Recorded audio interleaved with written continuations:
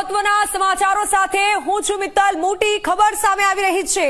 મહાભારતના યુદ્ધમાં જેમ 7 કોઠા હતા તેમ 21મી સદીમાં લડાતા યુદ્ધના પણ 7 કોઠા હોય છે। અને મોટી વાત તો એ છે કે ભારત અને પાકિસ્તાન વચ્ચે ચાલતી લડાઈમાં બંને દેશો ચોથો કોઠો પૂરો કરી ચૂક્યા છે। જી હા, ચોથા કોઠા સુધી તો પહોંચી ગઈ છે ભારત પાકિસ્તાનની લડાઈ। ભારત અને પાકિસ્તાન લડાઈના 7 કોઠામાંથી 4 કોઠા પૂરા થયા છે। કોઈ પણ લડાઈના 7 કોઠા હોય છે અને તેનાથી યુદ્ધનું પરિણામ નક્કી થતું હોય છે। છઠ્ઠો કોઠો અને 7મો કોઠો અતિ ભારે અને વિનાશક ગણાય છે।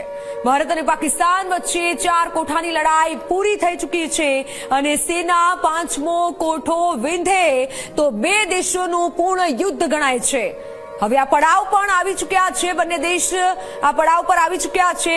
આપને પણ જણાવી દઈએ કે પહેલગામ હુમલાથી લડાઈનો પહેલો કોઠો શરૂ થયો હતો અને તેના પછીના 17 દિવસમાં ભારત પાકિસ્તાનની લડાઈ ચોથા કોઠામાં પહોંચી ગઈ છે।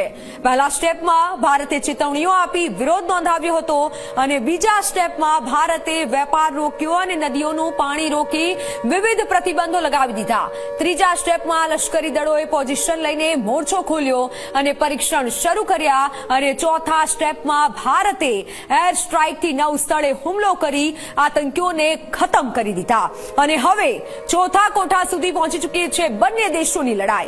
કોઈ પણ દેશની ત્રણેય સેનાઓ ખુલ્લું યુદ્ધ શરૂ કરી દે તો તે યુદ્ધનો 5મો કોઠો ગણાય છે।